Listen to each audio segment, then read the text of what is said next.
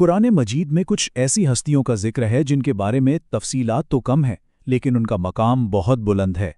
आज हम एक ऐसे ही अजीम नबी हज़रत ज़ुल्कफ़ल अलैहिस्सलाम के बारे में बात करेंगे। कुरान में इनका जिक्र मुख्तसर ज़रूर है, लेकिन उनके नाम का मतलब और उनसे जुड़ी कहानी जिम्मेदारी और सब्र का एक बहुत बड़ा सबक है। तो चलिए इस मौजू की गहराई में उतरते हैं। सबसे पहले तो ये देखें कि कुरान पाक खुद हज़रत ज़ुल्किफ़ल अलैहिस्सलाम की तारीफ़ किस खूबी से करता है। अल्लाह ताला ने उन्हें उनके बेपनाह सब्र की वजह से याद किया और उन्हें हज़रत इस्माइल और हज़रत इदरीस अलैहिस्सलाम जैसे अजीम पैगंबरों के साथ जिक्र किया है। ये एक आयत ही उनके बुलंद मकाम को समझने के लिए काफ़ी है।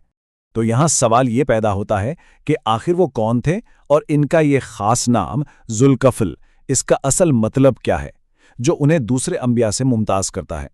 दरअसल ये नाम ही इनकी पूरी शख्सियत और किरदार की एक झलक पेश करता है। तो इन सवालों का जवाब ढूंढने के लिए सबसे पहले हमें वहीं जाना होगा जहां से हमें सबसे मुस्तनिद मालूमात मिलती हैं, यानी कुरान मजीद। कुरान में उनका नाम वाज़े तौर पर 2 मरतबा आया है, जो हमें उनकी शख्सियत के बारे में अहम इशारे देता है। जी हाँ, ये 2 मकामात हैं, एक सूरत अल-अंबिया में और दूसरा सूरत सौद में। और इन दोनों ही जगहों पर अल्लाह ताला ने उनका जिक्र दूसरे अंबिया के साथ किया है, जो खुद एक बहुत बड़ी बात है और उनके मर्तबे की तरफ इशारा करता है। अब चूंकि कुरान उन्हें दूसरे नबियों जैसे हज़रत इस्माइल और हज़रत इदरीस अलैहिस्सलाम के साथ जिक्र करता है, इसीलिए अक्सर उलमाए कराम का यही मानना है कि हज़रत ज़ुल्कफ़ल अलैहिस्सलाम भी अल्लाह के नबी थे। अगरचे कुछ पुराने उलमा की राय में वो एक नेक और साले इंसान थे, लेकिन जमहूर का मौक़िफ़ यही है कि वो एक नबी थे। अच्छा, अब आते हैं इस पूरे मौजू के सबसे दिलचस्प हिस्से की तरफ, यानी उनके नाम ज़ुल्कफ़ल का मतलब क्या है। ये नाम अपने अंदर एक पूरी कहानी समेटे हुए है। देखें, अरबी ज़ुबान में ज़ू का मतलब होता है वाला या साहिब, और कफ़ल के कई मायने हैं, जैसे हिस्सा, नसीब या कोई बहुत बड़ी जिम्मेदारी या अमानत। तो सीधे सादे लफ्ज़ों में ज़ुल्कफ़ल का मतलब हुआ जिम्मेदारी वाला शख्स या एक बड़े हिस्से का मालिक। उलमा ने कफ़ल के लफ्ज़ की 2 खास तशरीहात की हैं। एक तो ये कि उन्होंने अपनी कौम की रहनुमाई और इंसाफ की कोई बहुत बड़ी जिम्मेदारी अपने सर ली थी, और दूसरी राय ये है कि शायद उन्हें इबादत या अजर का दुगना हिस्सा अता किया गया था। लेकिन देखें, दोनों ही बातों का मरकज़ एक ही है, एक बहुत बड़ा अहद, एक बहुत बड़ी अमानत। तो ये नाम उन्हें मिला कैसे? इसके पीछे एक बहुत मशहूर रिवायत है जो हमें तफसीर की किताबों में मिलती है और जो इस नाम की पूरी वजाहत कर देती है। यहाँ एक बात वाज़े करना ज़रूरी है, ये कहानी जो हम सुनने वाले हैं ये तफसीर की बड़ी किताबों जैसे तफसीर इब्ने कसीर में तो मिलती है, लेकिन इसकी सनद हदीस के सबसे ऊंचे दर्जे की नहीं है। इसे एक मिसाल के तौर पर बयान किया जाता है ताकि हम उनके किरदार की अजमत को समझ सकें।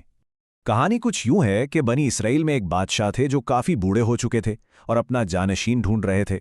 उन्होंने ऐलान किया कि तख्त उसी को मिलेगा जो 3 बहुत मुश्किल शर्तें पूरी करेगा। शर्तें क्या थीं? पहली कि वो दिन में हमेशा रोज़ा रखेगा, दूसरी कि वो रात भर इबादत करे, और तीसरी और शायद सबसे मुश्किल कि जब वो लोगों के दरमियान फैसले करे तो कभी गुस्सा ना करे।